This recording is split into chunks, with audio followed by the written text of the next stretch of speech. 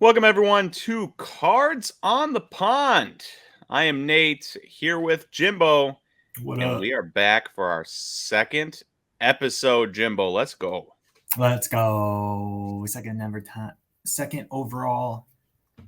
First one we get to talk about real players. That's right. So, we promised last week, if you listen to it, and it's tough to say if anybody listened to it, it's brand new podcast. Apple Podcast isn't working yet. Whole big thing, but there is Spotify. And if you're wondering, if you're watching this on YouTube and you want the podcast version of it, you can go to Cards on the Pond Instagram. The link in our bio leads you to Spotify for right now. So, with that being said, we promised last week that we'd be talking about top 100, the MLB Pipeline top 100 specifically, and that is what we are going to do today. And we're going to start today with an overview of the top 100 because I made a nice little cheat sheet. And then in the following weeks, and it might be 2 a week, I think we could probably get up to a week, we'll be going 1 through 10, 10 through 20, 20 through 30, 30 through 40, so on until we get through the 100 players. In agreement, Jimbo? Absolutely. Sweet. I think that's doable. But before we get into it, how you doing? I'm doing well, man. I'm excited to get in after this, talk some baseball. And this list is very interesting. There's a lot of little things that I'm excited to talk about. I agree. There is when we do this overview, there's going to be a lot of shocking revelations about some teams, to say the least. So we've got the top 100 list here, just to show this real quick. This is the list we're going to be talking about. MLB Pipeline, MLB.com/prospects. You can get there. Prospect rankings 2023 top 100. You can go down. You can see all the players that they've got here. And we will get into the players in very nitty gritty in future episodes. We're not going to read them all off today, but what we will do is show you my cheat sheet that I have. I'll stop presenting that and present my cheat sheet here. And I found this to be interesting. So number one, you can get this. You can either DM Nathan.Rodaby, you can DM Jimbo.cards. You can DM Cards on the Pond, and we will get this to you. Or there should be a link in the YouTube description or the description of the podcast below, hopefully. But you can sort this. So we've got it sorted right now. You can see that, Jimbo, right? Mm-hmm. Yep. Looks okay. You can see the whole thing. Good. A to Z, from Angels to Yankees and every team in between. You can sort it. Or you can sort it by number of prospects they have in the top 100. So, like the Orioles have 6, the Pirates have 6. That's the top. And then it goes all the way down to the lowly Royals and Astros at 0. Oof. And this is what we're going to get into today. Not necessarily as many names, though there will be names brought up. But we're going to get into what you can find from this. And there was a couple observations I made, Jimbo, while doing this. And number one, first off and foremost, is the Orioles. They've called up Adley Rutschman. They've called up Gunnar Henderson, right? Mm-hmm. They have a number of interesting young players, the Austin Hayeses, the Felix Bautistas of the world on their team already. And they still have a farm system that has the Jackson Holidays, that has the Colton Cowsers, that has the Heston Kierstads, the Kobe Mayos, the Samuel Basalos, the Joey Ortiz. That is 6 guys within the top 54. And that doesn't include the Adley Rutschmans or the Gunnar Hendersons, who have both been, correct me if I'm wrong, number 1 prospects in their careers.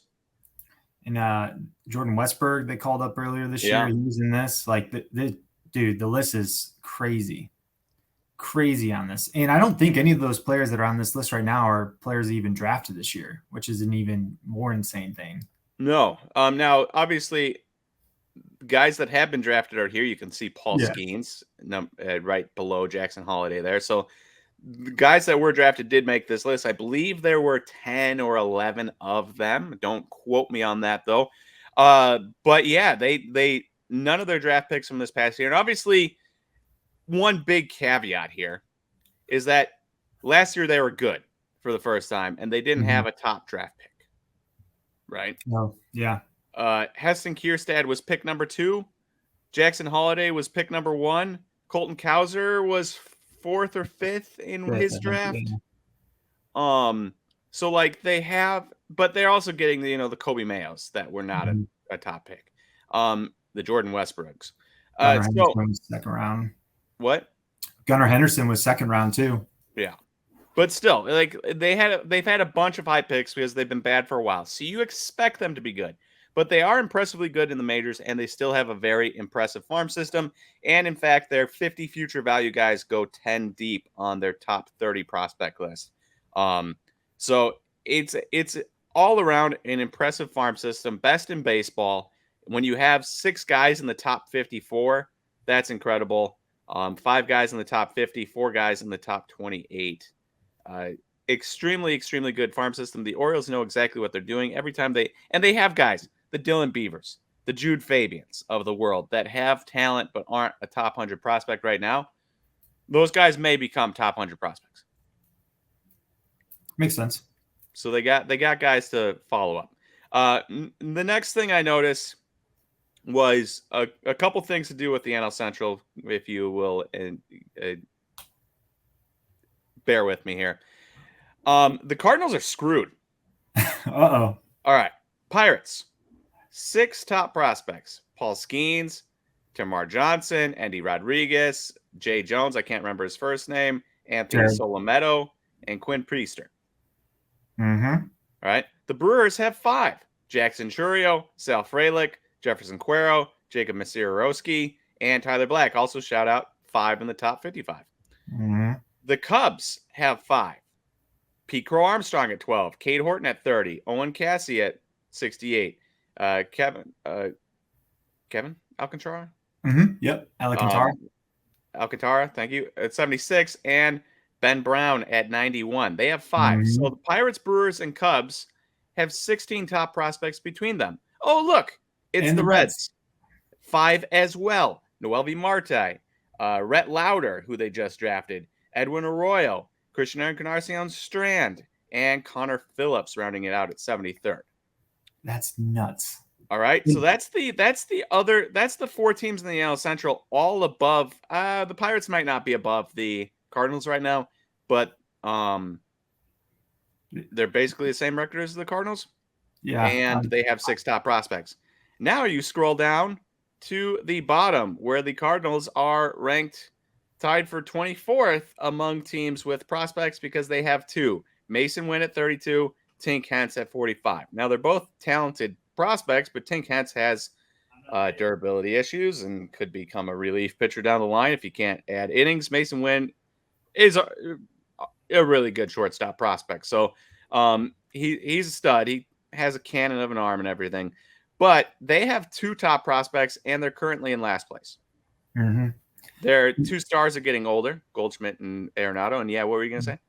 The thing that's craziest to me about that is the Pirates, the Cubs, and the Reds. This is like their second wave of rookie or like prospects as well, because they've already injected so many young prospects in their major league lineup that are off of this list. So to me, that's what's most impressive, that what they already have on the major league. Also, the fact that you didn't bring up the Brewers, a little rude, Garrett Mitchell, Joey Weimer, Aaron Ashby. Well, I meant all of them, like all the ones. Oh, I see. Yeah, I mean the Brewers. The thing that's crazy to me is that they still have outfielder. Like they have so many outfielders already called up. Like Sal Frelick sitting in the cleanup spot for you guys. Like for the Brewers, that's nuts. He's a stud. True.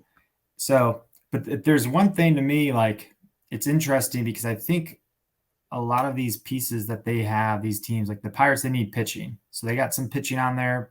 And then, like the Reds desperately need pitching. They got Hunter Green. They're going to be bringing back. They just really need Hunter Green and Nick Lodolo to be healthy. True. But if they get an ace with some of these players that they don't have spots for on their major league team, it makes it very interesting. Yeah, I mean, look at the Reds. We talk about them a lot I on our love last watching that team. podcast. But they don't have spaces for Edwin Arroyo or Noel V. Marte right now. No, not at all. That is so crazy to me because that I've ended up watching the Reds almost every night because they were so fun to watch. That lineup, It's so it's good. like there's not even someone It, I would want to replace with some of these until they guys. play the Brewers. Dude, the Brewers pitching. Like, no, I mean, even our bad pitchers, it was crazy. Like the Yeah. Reds, 800 plus OPS here, 800 plus OPS there, 900 OPS, 800 OPS, right? On and down the line. And then they go 0 runs, 1 run, 0 runs against the Brewers. The Brewers went 9-3 against them this year, something like that. Mm-hmm. They win a couple more of those games. They're right there in the division instead of 3.5 back right now. They score runs against everyone, just for some reason not the Brewers. One of those fluke things that probably won't add up next year, but pretty Yeah. cool. So the Cardinals are toast. I mean, they have one of the worst records in baseball, and they have no top 100 prospects, and their stars are getting older. And Paul Goldschmidt's a free agent, I think, after next year. Adam Wainwright will be gone. They just traded Jordan Montgomery. They're going to need pitching. They don't have the pitching to replace it. Mm-hmm. It looks like the Cardinals have finally, you know how they're good forever. They finally hit that point where it seems like they're going to be pretty bad for a while. Yeah. Yeah, they have a lot of outfielders still in the mix. Just playing the other side of this, I bet they go out and get some pitching this offseason because you Yeah, got but some of those Urias. outfielders, Donovan Solano, No, not Donovan Solano. What's the second baseman? I know he's not an outfielder, but Brendan Donovan. Brendan Tommy Donovan. Thank you. Edman. He's not been as good.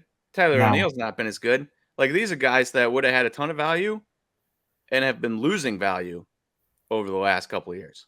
yeah, no, I agree with that. For trade piece, I meant more of just like they don't have to spend money on spots like that because like That's true. they underperformed this year, but they're not at the level where it's like, oh, we need to replace them. I think it's more of they go out and they get 2 or 3, spend some money on 2 or 3 pitchers, which they have the money for, and then Jordan Walker will only get better. Mason Wynn will be probably up next year, and Tommy Edman is figuring it out now.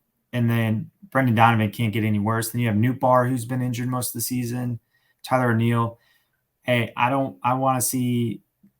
I'm not a Cardinals fan, but I think that division is going to be really fun. Like it almost reminds me of the AL East, what it's becoming for the next Yeah, 3 to 5 years. I hope so. Here's a really interesting one. Starting pitchers available. Ohtani. He's not going. No He's not chance. going to the Cardinals. Clayton Kershaw. He's not He's going. not. He's not leaving LA. All right. There's no way.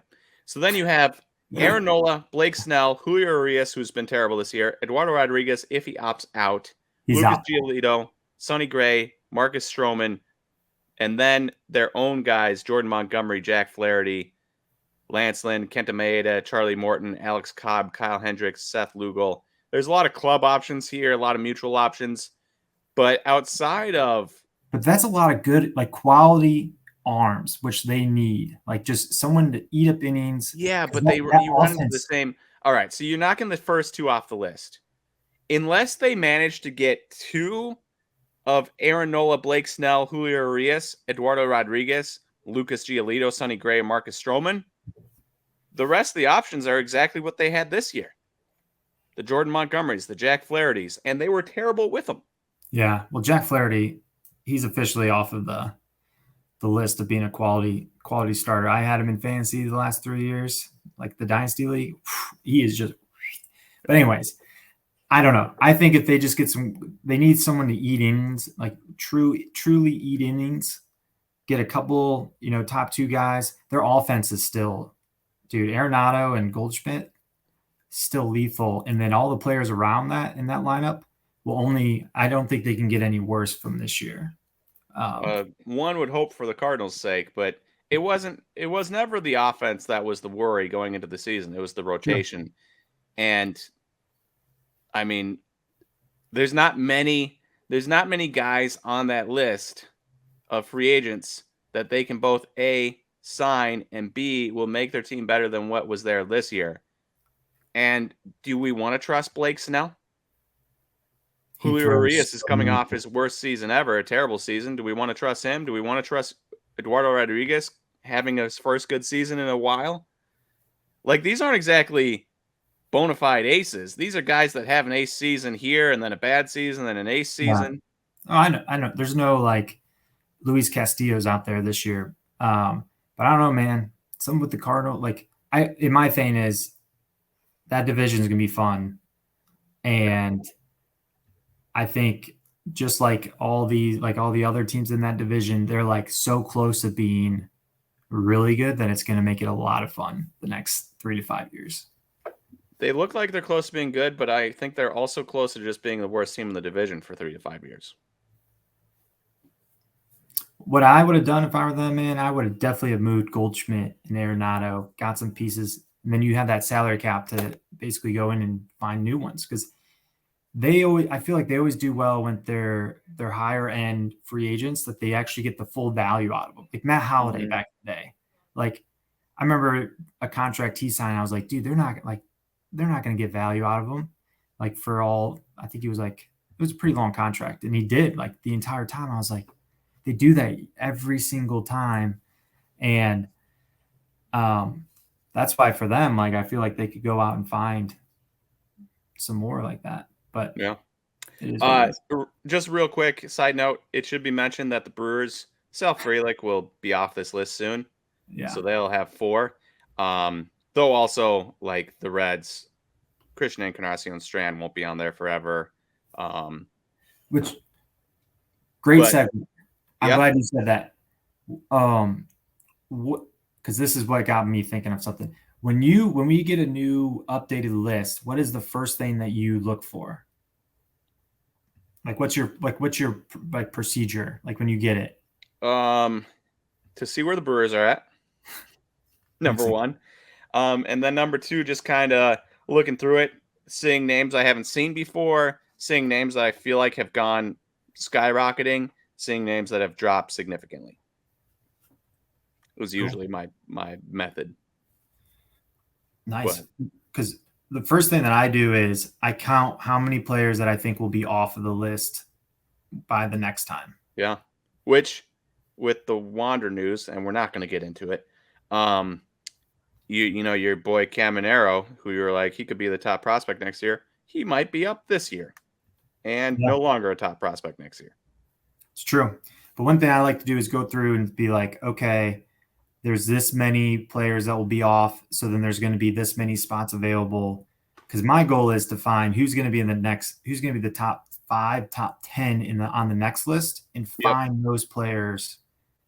And those are the ones I'm really looking for in doing like the math of just, addition by subtraction. Because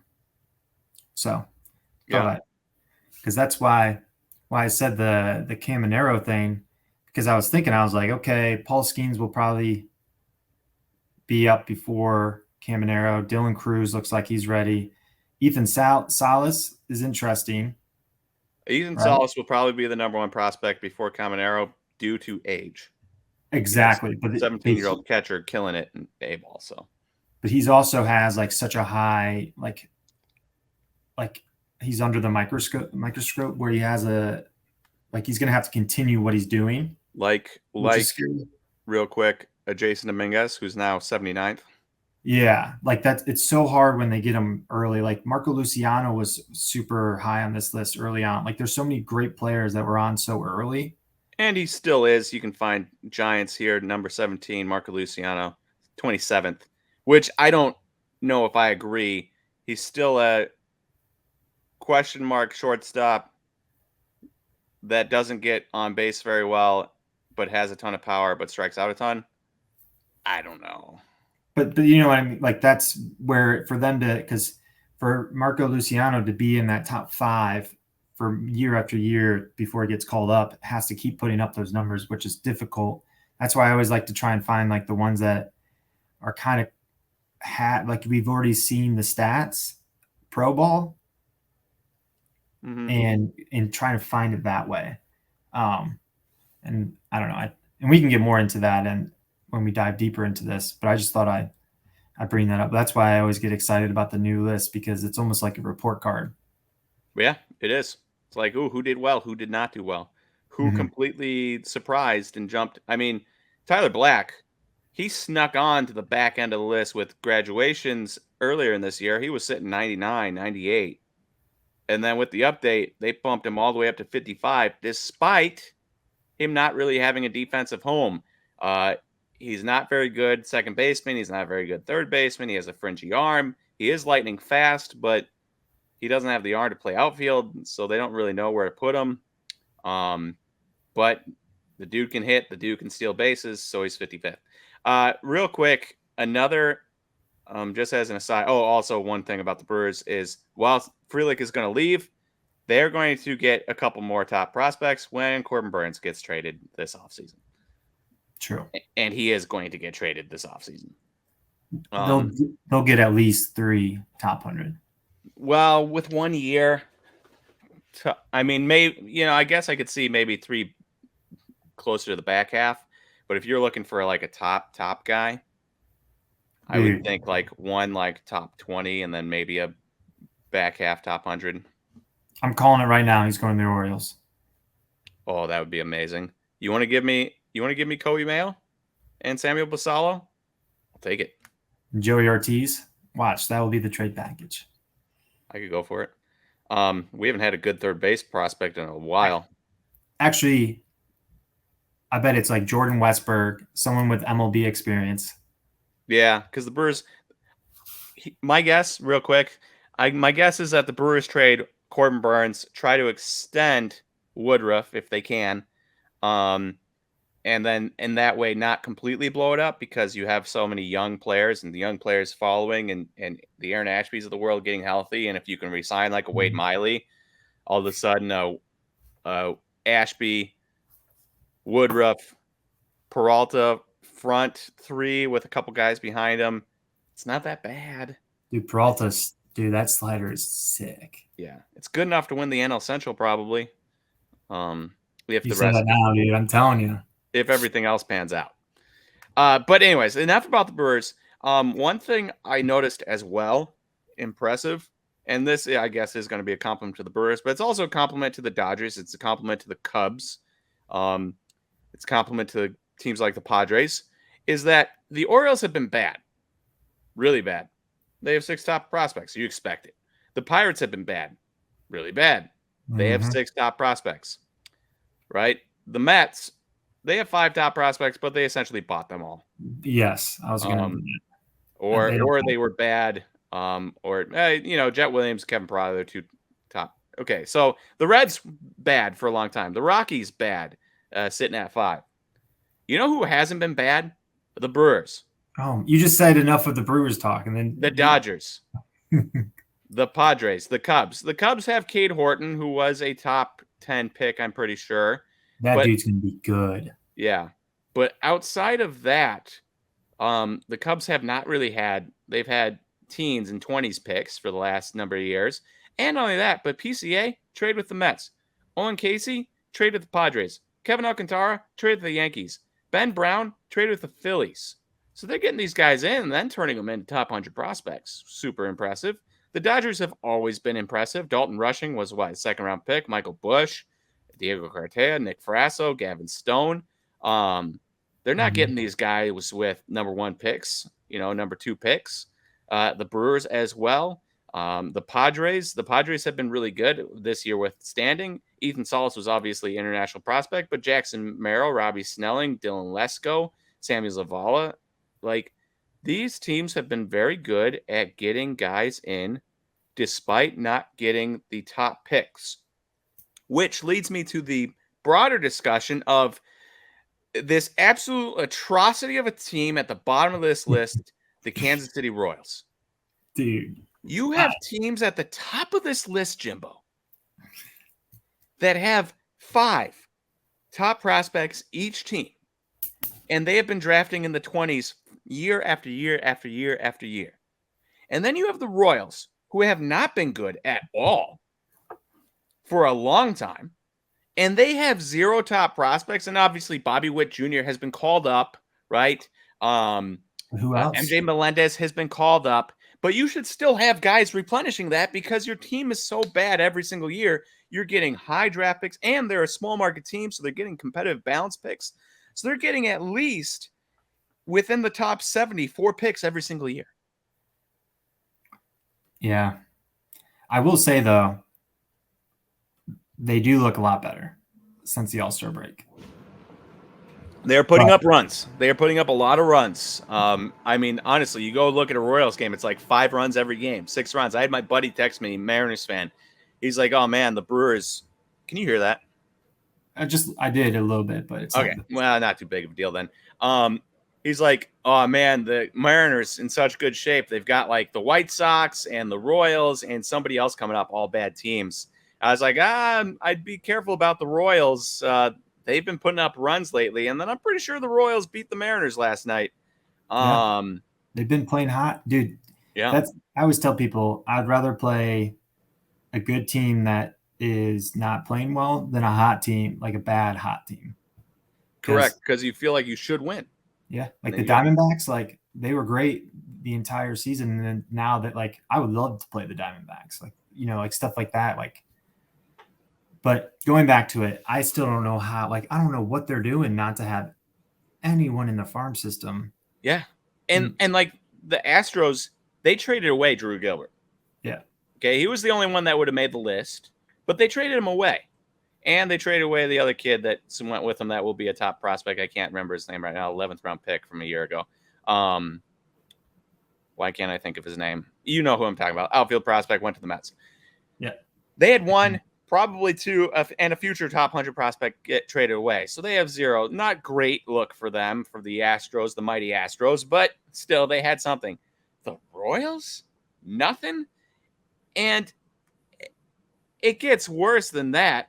The White Sox haven't been very good. They have 3. The Twins have been winning the division every single year. They have just as many and in better positions, 16th, 18th, 52nd compared to 17th, 65th, 86th. The Tigers are up here with 4. I'd still the Twins still have better prospects outside of Max Clark, who was just drafted. Though obviously Walter Jenkins was just drafted as well, and the Twins were bad. Twins had like the 5th pick this past year, so they were bad. But all these AL Central teams that have been bad, having as many or less top 100 prospects than the Twins and the Guardians, who have been the 2 good teams in the division for years after year. Yeah, the Guardians bought Kyle. Or who did they just buy? Kyle Manzardo. Yeah, well, they trade for it. Oh, I'm thinking of Khalil Watson, but he's not even a top 100 guy anymore. No. Yeah. So it's just like I noticed the NL Central and how bad the Cardinals were.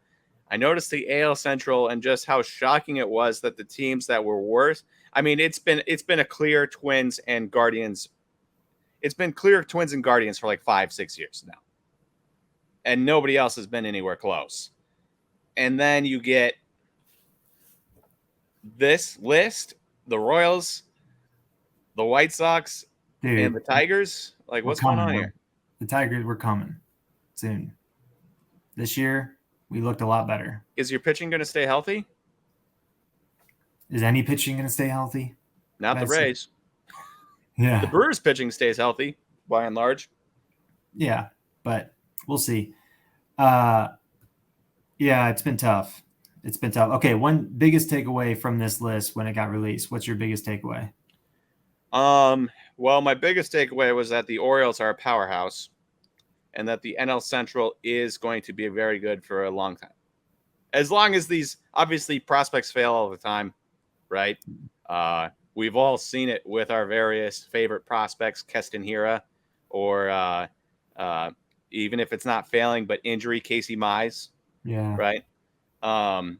We've all seen prospects fail. So it's not a guarantee that all 5 guys in every NL Central club are going to come up and be dominant, but it gives you a better shot. Mm-hmm. Yeah. It's always fun, though, when this list comes out. because man, I go player by player every single time, and I write it down and I look for the certain players that I'm like, ooh, I need to keep an eye on this player. I need to get some more cards before the next list and all that good stuff. Yeah. Hey, a couple fun questions for you. All right. Actually, first I'm gonna harass the A's for a second, and then I've got a couple fun questions for you. Okay. All right, let's hear it. Oh Okay. man. So number one, the A's. Oh. They have traded away Matt Olson, who leads the league in home runs.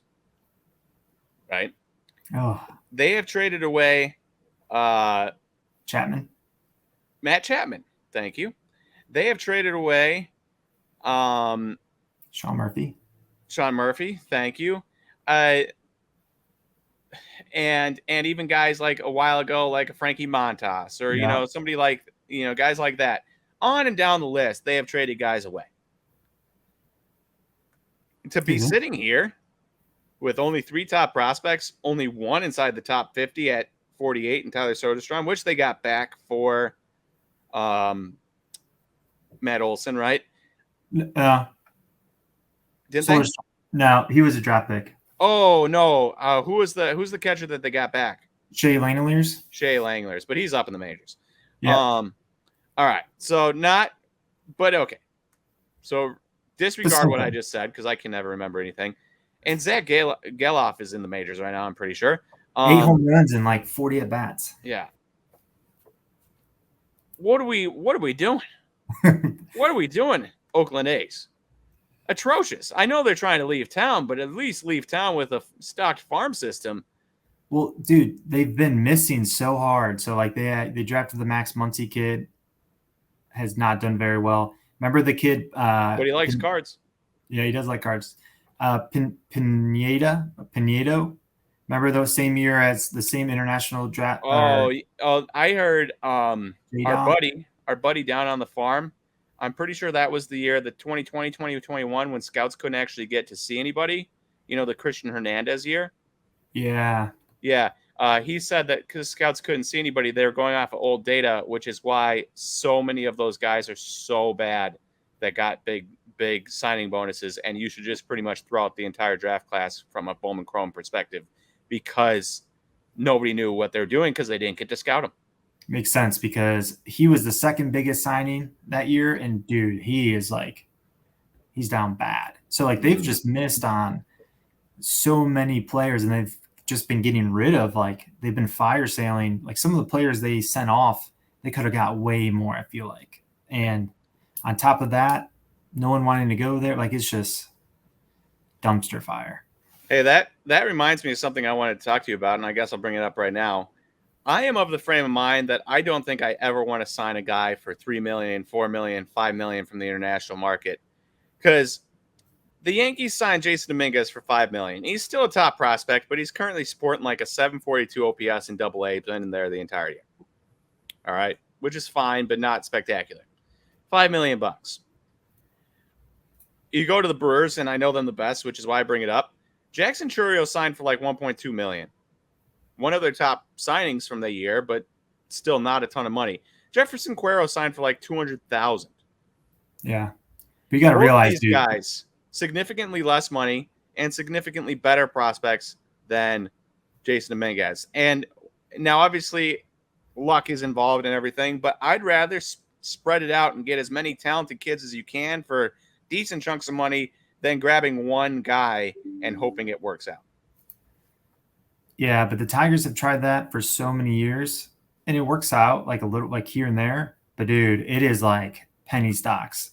I think the teams that do the best at it, like the Mariners have been doing it recently, and the Reds are buying that like anywhere from 750,000 to like up to 2 million range, where it's like, okay, they've shown us enough of what we like, and getting like 4 or 5 of those type guys and hoping 2 of them hit hard, to get into that major league level.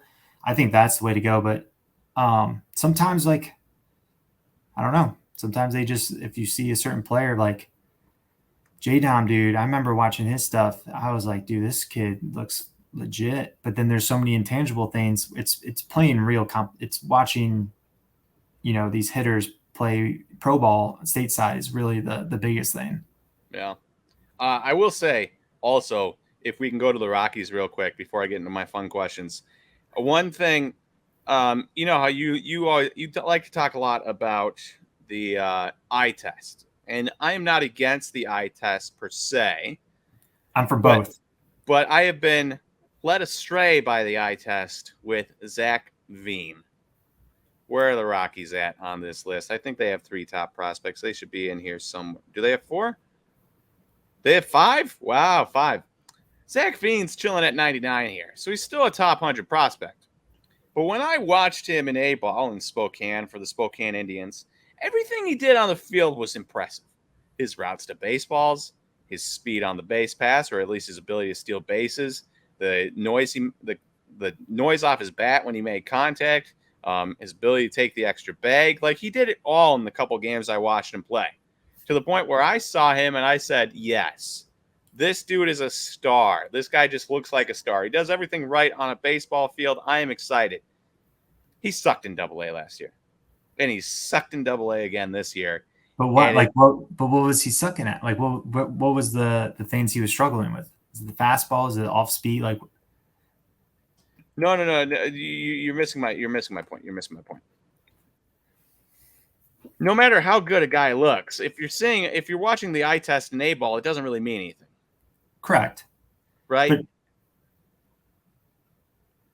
But what I'm saying is, like, so you do the eye test, but then you also look at the stats and see, like, okay, and then you cross compare them, and then you figure out, okay, here are the red flags. You know, they excel in this or this. They pass the eye test, and they're backing up with stats, but they struggle with strikeout rate or whatever it is. And then you figure out, can they just not handle the fastball? So if they can't handle the fastball, they're going to really struggle in Double-A. Yeah. If they're swinging outside the zone, they're going to struggle more like later on. BABIP, like all that type of stuff. I don't know. To me, it's like, I like to watch at bats. Like if I watch a couple at bats of a player, to me, that's like when I say eye test, like that is what, like, man, just watching it in a bat can really tell you how good a hitter is, in my opinion. So here we go. Stats in A ball last year. 12.5% walk rate. That's good. 22.5% strikeout rate. Maybe a smidge high, but not too bad. He had lowered his strikeout rate from A ball, so that was nice. 332 BABIP, not shockingly high. 170 ISO, probably right around league average for power. He also stole 50 bags in high A, right? So you're like, all right, he's not striking out too much. He's walking. I don't have the data to be able to tell you if he's striking out high or low on anything. But like, you see where I'm coming from. I watched him. He was really one of the only 2 guys I was keying in on, him and Warming Burnable, and he looked amazing. Mm-hmm. And now, okay, from my seats, the left field corner on the third baseline, you're not seeing where the pitches are going, right? That's true. But I came away just everything about him like, wow, that was amazing. I do think this guy's going to be a stud. And then you look at the stats and you're like, yeah, the stats back up. He's a stud. And then he got Double-A and he sucked. So I'm a little salty about the eye test, even though I didn't really invest in Zach Veen, just because like I came away knowing I don't ever try to do the eye test because you can watch a couple. Yeah, I know you can watch a guy a couple games, see him and be like, wow, this dude's a stud. And that's exactly what happened to me. Yeah. I don't know.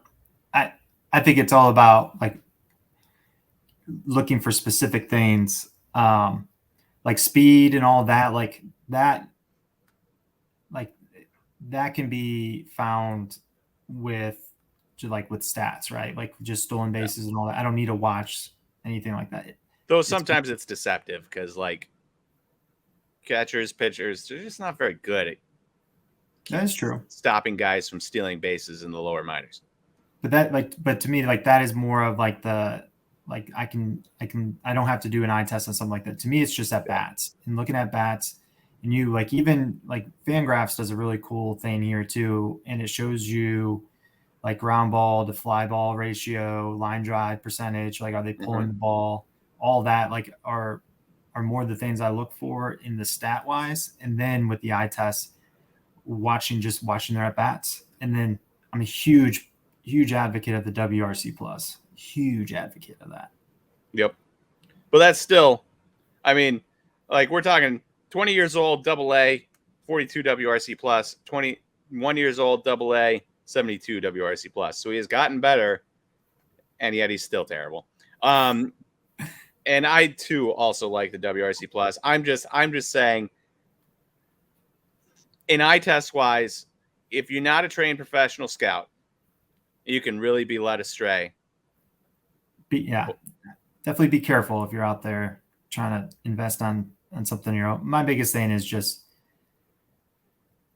the eye test is good, but make sure you're looking at the right things for the eye test. Like just because they hit a ball, off of a guy that's thrown 81 miles per hour and it goes like a World Baseball Classic. Mm-hmm. Like I remember Juan Soto hit a bomb off of, maybe a single A pitcher and everyone's like, but it's like, okay, how good was that actual pitcher? Like all that good stuff. Same with Trey Turner, like stuff like that is more of what I'm talking about. Arizona Fall League stats as well. Yeah. It's like a lot of those guys are just dudes that need innings. They're not very good pitchers. And the good hitters feast. That is true. Joey Wentz did well last year. They were raving about him. And then we saw what he's been doing with the Tigers. Yep. All right, let's get into my fun questions. Enough of my griping about the A's or the Royals or the eye test. Let's get into some fun questions here. So we've got some teams. So you got the Nationals here, 3 top prospects, but they've got number 4, Dylan Cruz, number 7, James Wood, number 43, Brady House. Would you rather have that combo, 2 top 10 outfielders and a top 50 third baseman, or would you rather have the Pirates? You got Paul Skeens, who looks like he should be an ace. And then you got Tamar Johnson, 23, Endy Rodriguez, 42, Jones, 74, Solimento, 89, and Quinn Priester. So you got a lot of pitchers back half. Those guys are usually, there's obviously potential for them to be better than like a 3-4, but those guys are usually, if they're in the back half of the top 100, they're usually going to be safer, like number 4 starters that could maybe pitch to a number 3 every once in a while. If so, is this like based off of what? Like if I was starting my own, like a brand new team? Yeah. Don't take any of their teams into account. You're starting a new team. Would you rather have the top 2 of the top outfield prospects, both top 7, and a solid third base prospect, or would you rather have the number 1 pitching prospect and then a quantity? And let's be realistic. Paul Skeens and Dylan Cruz, I'd rather have Dylan Cruz. I think he's probably the number 1 prospect in baseball right now, but he's not ranked it. That's how good I think Dylan Cruz is. I would likely rather have Dylan Cruz. Okay, Jackson Holiday is really good. I'll put him number 2. I think I'd rather have Dylan Cruz than Churio or Skeens. Easy. Because we see what happens to pitchers. Paul Skeens could be amazing and then blow out his elbow. Well, yeah, I mean, Dylan Cruz isn't going to blow out his elbow, so I'd rather take the sure thing, of which it looks like Bryce Harper 2.0. See, I don't know. I'm a very big, very, very, very high on James Wood. I think he's going to be an absolute star. Dylan Cruz will probably be great. All great, like all fun things. Wait, you think James Wood's going to be better than Dylan Cruz? Well, it depends on what we like. Better player. Dylan Cruz is more of the complete player, I think. Yeah. James Wood, though, has the ceiling to be the 6'7" ceiling. Like, dude, his ceiling is nuts with his speed and all that. But honestly, the Pirates. So I'm a little biased because I was watching the Pirates the last couple nights. That Endy Rodriguez kid, I always was a fan of him. It's true. But dude, he is, I was talking to Morgan about this. I was like, and she doesn't, she's learning baseball and all that. But I was like, Endy Rodriguez is giving me Yachty vibes. And that's the first time I've ever had Yachty vibes ever. Bold. I know. And I hesitate saying I hate making crazy takes like that. Because we can see what happened to the Cardinals 1 year without Yachty. But dude, Endy, the way he handles the pitching staff for how young he is, and dude, the framing that kid can do will elevate anyone in that pitching staff. Now, what about Jefferson Cuero? Do you like Jefferson Cuero better than you like Endy? Because Cuero is significantly good. This is where the eye test comes better in. Defender. This is what comes in the eye test. I haven't watched Jefferson Cuero. Like, I haven't watched multiple games of him behind the plate. Okay. And so I can only read what other scouts are writing, but those are always biased, right? They always want to hype up prospects. So to me, it's tough. But I would love to watch. I think Jefferson Cuero will be more like a better hitter. It looks like has more power. Well, Endy Rodriguez. All I'm saying is Jefferson Cuero's defense and pop times are insane. True, but that's where the eye test, because like that's just, you know, throwing out the runner. I'm talking about the actual framing and all, like the intangible stuff that most people don't see when they watch a baseball game. Because they. All right, let me bring you to this one. William Contreras, bad defender, right? He's getting better this year, though. He's way better. He's one of the best defenders at catcher this year. Yes. In every metric. I have noticed that. Omar Narvaez, terrible defender. Became one of the best defenders at catcher with the Brewers. Jefferson Cuero already has all the tools, and then he gets to go up to the majors and learn from the Brewers catching development staff. Bro, are we talking about the Brewers, or are we? You asked me the question. No, I asked you Endy Rodriguez or Jefferson Cuero, and you said you like Endy's defense better, and I said bogus, and now I'm defending my boy. Well, I was saying because the eye test, I didn't realize Endy Rodriguez, what he could do behind the plate until I started watching him when he got called up. Yeah, the minor league TV, man, like it's always like, I don't know, they have an intern holding the camera, so it's like you can't. But the MLB TV, like, you know, it's legit. So that's why I say that about Endy. Like Tamar Johnson, great. Like if he's a second baseman, whatever he does there is cool. I think Paul Skeens could be an ace, top 5, top 10 pitcher in the league. Then again, that transition into pro ball is such a huge difference. But I do believe in him. So if I were to pick, I would probably take the Pirates just based off of what you have in Endy Rodriguez, the safe behind the plate, because I'm a big believer in like a solid catcher, and then a Paul Skeens for the ace, Tamar Johnson, whatever. Like if he's above average, that's great. Jared Jones, if he's a third in the rotation or a setup guy, great. Whatever. I don't know anything about Solamento. Priester has been getting lit up, but he has talent. That's why I would take those, even though I love Dylan Cruz, James Wood, and Brady House, because Brady House is very interesting as well.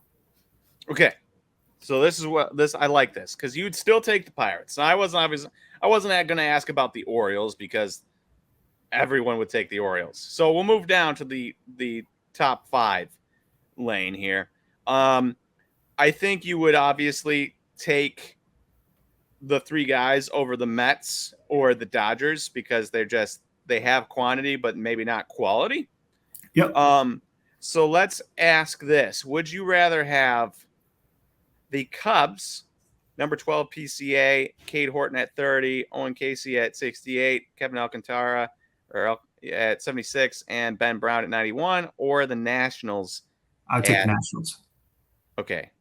See, that's what I was trying to get to, because like at what point do we say I'd rather have the quantity over the quality? Because obviously the quality of the Nationals front couple is better than the quality of the Pirates front couple. But yeah, I just really value the reason why the Pirates thing. I just really value a catcher behind the plate that is above average hitting, that can manage a rotation. Like good defense is everything. Like it is what it is. Good pop time, all that is great. But being able to like lead a pitching, like a staff, like a pitching, like there's so much value. That's why Adley Rutschman is like there's so much value in there that stats can't tell you about. That's why I would pick someone like that. Like even like a Dalton Rushing, like he's you're higher above hitting, but defensively, he's not even in the same class. He's more of a Henry Davis. Like, you know, it's just not. It's not even comparable. I agree. And what you bring up is why I was so high on Adley Rushman before the start of the season. I don't know if you remember this, but Yeah, when you we were. asked about starting a franchise, I said contract mattering, I choose Adley Rushman as opposed to choosing a Shohei Ohtani, right? Yeah.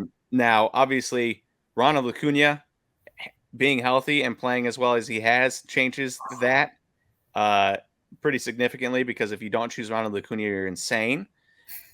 But that being said, Adley Rushman's still like a solid pick because he is so good defensively. He handles a staff so well. It's not the. I saw this tweet from Sarah Langs. The Orioles have not lost uh, a series in all of Adley Rushman's series he's played. All 77 of them. Dude, that's okay. I'm glad you brought up the eye test earlier, because that's the stuff that isn't in the stats, isn't in all that. Like, that's where the eye test comes into play. Stuff like that, like managing a rotation, like the little things that you can only find out if you watch them. Yeah. Yeah. And that staff, that starting staff, their rotation, everyone is playing better than what they normally, like, they're playing up because of that staff, or because of Adley, because of, their defense and everything. But it's really because of what's behind the plate, and then it grows. And that's how a lot of these pitchers, that's why some of these players that do great on some of these teams that are like well built go to a different team and they're just not the same. Mm-hmm. I agree. I think a catcher who can call a game, it's like you're getting three players in one. If you can hit, you've got a good player. If you can call a game, you've got a player that will have a career for a long time, even if he's not very good at hitting. Exactly. And even if he's only okay at defense. If you can play defense at catcher, you'll have a career for a very long time. Right? Yeah. If you can do all three, you are one of the better players in baseball. Now, obviously, the wins above replacement stats don't necessarily back it up, and his defensive wins above replacement this year has what isn't as good as last year. He's taken some dings defensively this year compared to last year, but I still think it's in there, and I still believe Adley Rushman. If I'm starting a team now, obviously now we're a whole year down. That changes the equation because now you're only getting 5 years opposed to 6 or whatever. But he is a stud. I love him. And one more question for you here. Would you take the Padres or the Nationals? Nationals. Even though you got Ethan, now young catching is fickle. Yeah, but like, what is, like, he can hit, but that's where the eye test comes in. I don't know. Will he stay at catcher? Well, you don't need the eye test because we can look that up elsewhere, right? If I go to Ethan Salas's review, now MLB Pipeline isn't always the best, but they give him a 60 arm and a 60 field. If I go to Fangraphs and look up Ethan Salas, I think MLB Pipeline is generally a little bit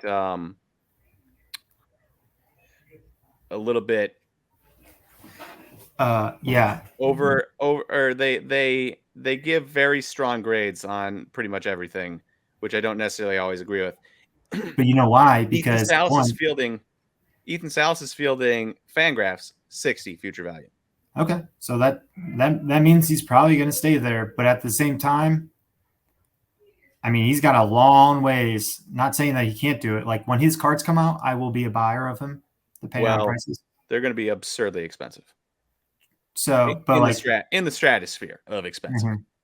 But okay, so here's the reason why I would go with the Nationals. Your outfield, James Wood, Drew, Dylan Cruz, significantly, like, they're I think they can be very good. Brady House, I think, is going to be a pretty solid third baseman, maybe like a corner outfielder. I don't know if he'll stay at third. And the Padres, I like Jackson Merrill, but he's more of like a Nick Madrigal type to me. A little bit of soft hitting. Yeah, But Nick Madrigal right? was never a shortstop. Nobody ever thought he was going to stick at shortstop. Merrill should stick at shortstop, which gives added value. True. Yeah. So you have that Ethan. So not, I don't know. Maybe if Salas, if he was, 5th overall and he was 20 years old, I would like that better because I would rather have a strong center or sorry, a strong catcher and a strong shortstop to build out my my franchise. But I don't know. Talking about just the risk, and if I'm starting a franchise, I want some, some state like some stability. I would go with Dylan Cruz, James Wood, Brady House. But if it was older, they were older, I'd go with the Padres.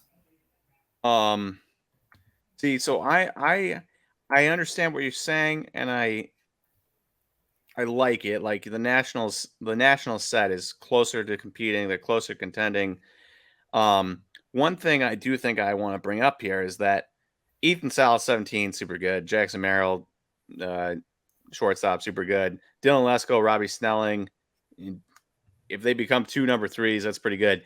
Samuel Zavala, for being number 100, has a lot of strikeout rates, a little bit concerning, 27% in A ball. But he's also walking almost 20% of the time. He's hitting isolated powers 182, a little bit above average as an 18-year-old in 8 ball. Hitting 271, 422, 453 slugging. BABIP is high, 365, but show me a guy whose BABIP isn't high in A ball. There's a lot of talent in Samuel Zavala where it's like, that is true. You look up in a year if he keeps trending this direction, and all of a sudden he's a top 50 prospect.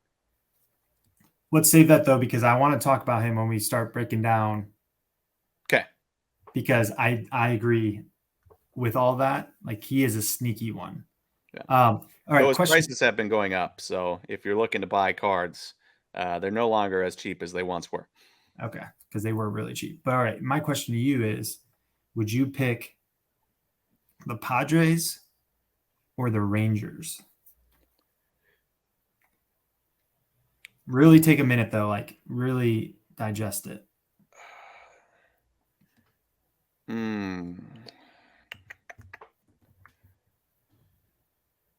Okay, let's see here. So you obviously have Evan Carter. He is now number 8. Here's the thing about Evan Carter for me is I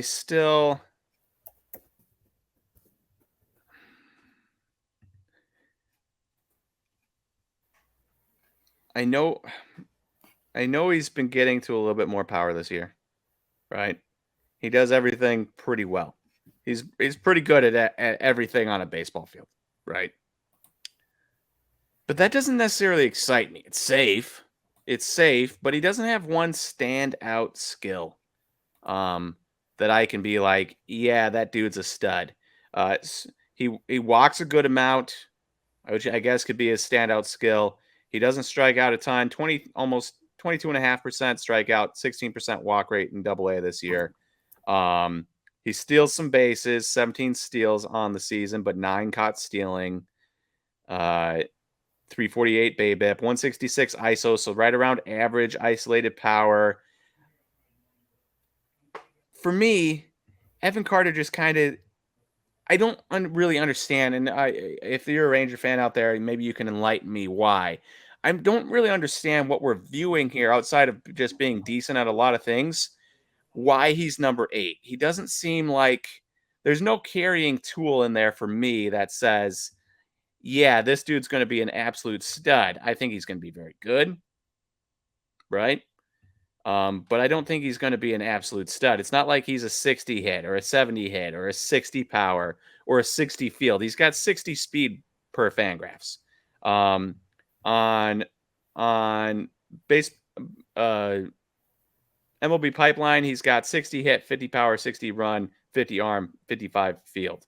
And that 60 hit, we can consider it to be a smidge lower probably because it's MLB Pipeline and they're always generous. Mm-hmm. So I like Evan Carter. I think he's a very good prospect, but I think he's a good prospect because he does everything well, which means I'm not very excited about him. Whereas Ethan Salas has all the upside in the world. Jackson Merrill is probably in an Evan Carter mold, but he plays shortstop instead of outfield, right? And also, uh,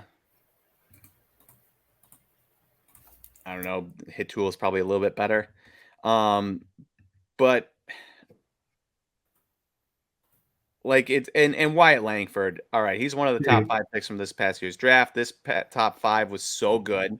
dude, that's what I'm saying. Like, Any of these top 5 guys could probably become the number 1 prospect in a couple of years, and nobody would be shocked. Obviously, Paul Skeens and Dylan Cruz, it's expected. The guys after that, the Max Clarks, the Wyatt Langfords, like I could see that happening. But I could also see Ethan Salas being the number 1 prospect next year. that is true. I can see I that could see too. Samuel Zavala being a top 50 prospect. So for me, I still think based off the strength of Ethan Salas, and obviously you have other guys, Sebastian Walcott and Brock Porter, a back end of the top 100 pitcher just doesn't do it for me. Any But guy dude, like 80 to 90, they're good and they can progress. I mean, Brandon Woodruff and Corbin Burns were never ranked above 50, I don't think, on MLB Pipeline. yeah, So like you never know what might happen, but when you're that close to the back end of the top 100, you're basically not a top 100 prospect in my mind. So I'd still have to go to the Padres. okay. I mean, I don't think you can go wrong either one of those team or pipelines are just stacked. But the thing that I wanted to bring up is, let's see here, where's that Rangers? So Evan Carter, I think we already I think we see what we're going to get from him in the majors, like just a consistent everyday ball player, little good, like decent at everything, like pretty good at Type of everything. guy that you're going to look up at the end of the year and he's going to put up 3 to 4 wins for like 5 years straight. Yeah. This Wyatt Langford kid though, dude, he's giving me like that Matt Olson but outfielder type vibes, type of hitter. I don't know anything about the Sebastian Walcott kid. I haven't dove deep into him, but this Brock Porter He kid, was one of the top international signings from this past year or 2 years ago. They're blend together. oh, were they? But this Brock Porter kid, I know he's only in the 97 slot here, but he's very young. He was a way over slot value, if I remember right. But this kid could be an ace one day, which is saying a lot. But dude, that kid could be really good. That's why for me, I still would go Rangers. I don't know. Jackson Miro, I was high on. I don't know. Something about him I'm a little more hesitant on. Well, he's just kind of he's not exciting by any means, but he's putting up a 806 OPS in Double A as a dude who's going to stick at shortstop. How old is he? 20. Okay. 20 years old, Double A, 6'3", shortstop, gonna stick there. Yeah.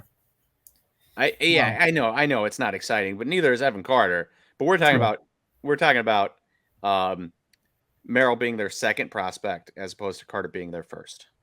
Now, obviously, Wyatt Langford, but Wyatt Langford's also a college bat, right? Yeah. So there's a lot more excitement. Even if you flipped Langford and Carter around and you made Langford 8 and he was that much closer to Ethan Salas, I'd still have to lean Salas because he's a 17-year-old that's killing A ball pitching or A plus ball pitching. He just got promoted to Fort Wayne. Yeah. So, which is the real test. I mean, we're talking about a dude who was born in 2006. That's crazy. Yeah, it is interesting. I don't know. I think Salas. I'm looking at. Never mind. He's so young that it's so hard to justify anything. I mean, the stats. Whether you think the stats are good or bad depends on what you like in a thing. If you don't like a 26% K rate, you're gonna be like, yeah, that's trash. If you like a 11% walk rate, you're gonna be like, yeah, that's good. If you like a 220 ISO, you're gonna be like, yeah, that's great, which it is. But we're talking about a 17-year-old. He could have done terribly, and it would have still been impressive that he was up and able. Yeah, or he could be hitting like 350 in complex league, and we could get all excited about, and then he could do what he did this year, next year, a year older. That's why I'm a big advocate of not, like if they're challenged, like Jackson Churio, he was challenged early, AA right away. Like if they struggle, I would rather have them struggle than like being challenged than being down a league and just dominate it. You don't learn anything from dominating. Yeah, because then you look at a Jackson Churio, like he's dominating now after the All-Star break because he figured it out the first half, and he's still super young, even if he was called up at his age for the first time to AA, which takes a lot of maturity in the mind, because really it's how, like, what their mental state is, if they can handle that. So I find that interesting. But we're over an hour. Are we going to be doing do a breakdown of the top 100, 1 through 10 here, like in the next episodes, or yes, how do we want to do that? So we're gonna do our next episode will be 1 through 10 for everyone listening, and then it'll be 10 or 11 through 20, and then, well, actually, it might change up a little bit because everyone knows 1 through 10, right? So maybe we do. But let's do it. Yeah, I know everyone does it, but I think we should do it. All right. We'll just do 10 episodes, 1 through 10, 11 through 20, 21 through 30, and we'll talk about these guys a little bit more in depth.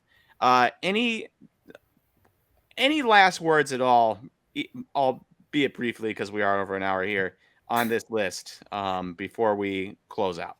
Nope. There are a few players I can't wait to talk more in depthly about. But if the people that are listening, put it in the comments, things that you find interesting, and give some feedback. Yeah. And for me, one last thing. If you're a Royals fan, I am sorry. I mean, that is just, your team is doing better. They're scoring runs. You got Bobby Witt Jr., but man, oh man, is that disappointing to have that bad of a farm system despite being that bad of a team. Like, when you're a bad team and you don't enjoy watching the major league product, which most people don't enjoy watching the major league product when they're bad, unless you have something to glom onto. Like the Royals do have Bobby Witt Jr., so you'll watch the games to watch Bobby Witt Jr., even if the rest of the team is bad. But you have that side, like, okay, we stink right now, but our farm system, we're getting these top picks, we're getting these second-round picks, we're getting these competitive balance picks, we're getting all this money from being a small market team to sign international free agents. We'll be okay. It'll just take a while. But in the meantime, I can watch Bobby Witt Jr. play, and I can hope on that. They don't have that. All they have is, I can watch Bobby Witt Jr. play, which, fun, but man, that's depressing. Outside of that, the NL Central, ton of good prospects in there. What did we say? 23 of the top 100 just in the NL Central. That's crazy. With the Cardinals having the least. Suckers. But other than that, the Orioles, super good. They are the best team in baseball. Well, they might not have the best record in the AL. I'm pretty sure the Braves have a better record than them, but don't quote me on that, by a couple games at least. But the Orioles, best record in baseball, best farm system in baseball, or second best record in baseball, best farm system in baseball. It's insane. And if they keep this up, they're going to be one of the best. And they have money. The old Oriole teams had money. They spent it. They haven't spent money in Baltimore. What happens when they spend money? What happens if they open up their pocketbooks and say $50 million a year, Shohei Ohtani, 10 years, $500 million, 10 years? Dude, I can see it happening. Wild. I can see it happening. I don't think Ohtani would go there. I don't think he would either, but it's possible. Yeah. I mean, I think any team on the East Coast, any team on the West Coast has a shot. Any team in middle of America, unless it's Texas, probably doesn't have a shot. I don't think the Tigers, the Brewers, the Cubs. I think he's going to Seattle. Long shot. I mean, they got money, even if they don't spend it. There isn't their owner like the owner of Microsoft? I don't know, but that's my guess. So we'll see. But This was our overview of the top 100. Look forward to the top 100s more in depth in the next 10 episodes. Should be a good time. Thank you, everyone, for watching today, and we will talk to you next time. Deuces.